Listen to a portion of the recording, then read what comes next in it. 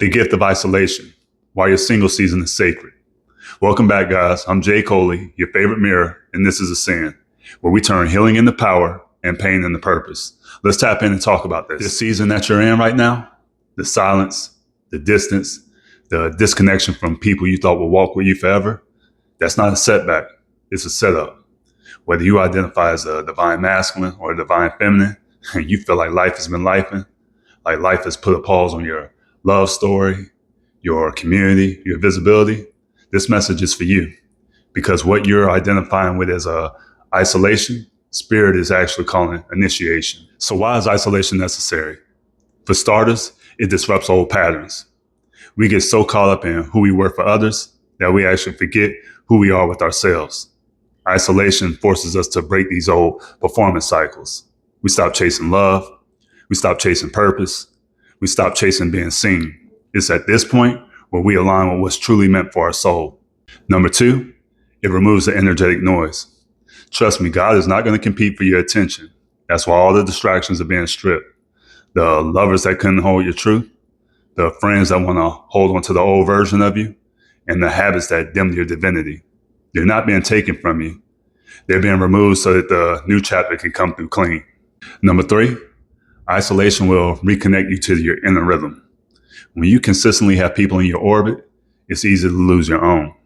But when you get into the stillness, into the silence, you start hearing your own heartbeat again. You start remembering what feels like truth, what feels like peace, what feels like you. So how do you make the most of being single?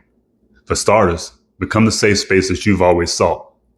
Not just emotionally, but spiritually, financially, and energetically. Build a version of yourself that you would trust with your own heart.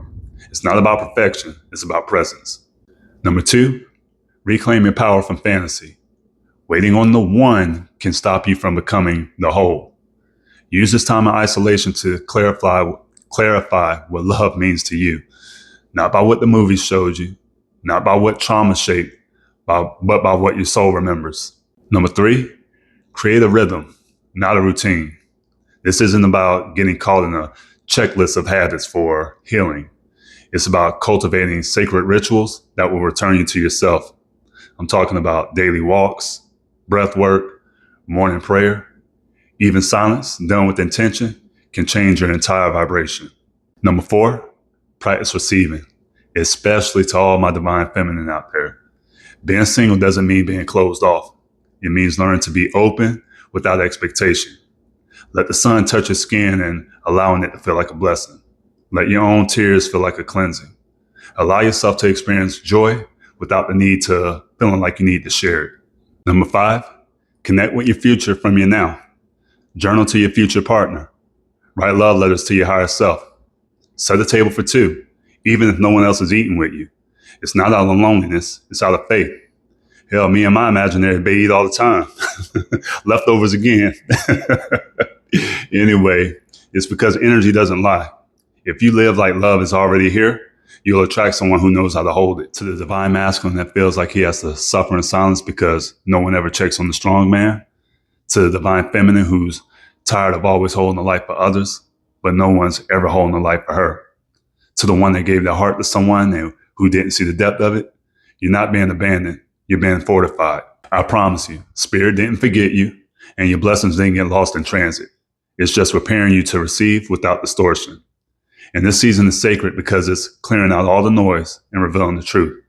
It reminds you that you don't need to be a mirror to be radiant. You are the light. This isn't just a pause between relationships. This is where your soul chooses alignment over attachment. This is where you stop begging love to choose you and you start becoming a vessel that love can flow through. This is where the divine feminine stops shrinking herself to be digestible and instead becomes undeniable. This is where the divine masculine stops proving his worth through performance and start remembering his worth through presence. Because the ones who master solitude are the ones who don't settle when connection returns.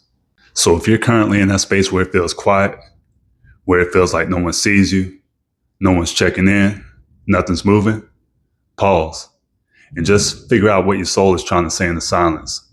Because love isn't about finding the one, it's about becoming the one. And when you do that, love doesn't just come back around, it comes correct. The single season isn't about lack. It's about leadership. It's about sovereignty. It's about healing your lineage by healing yourself. So let's stop calling love a waiting room and call it what it is, a womb. You're not alone. You're being reborn.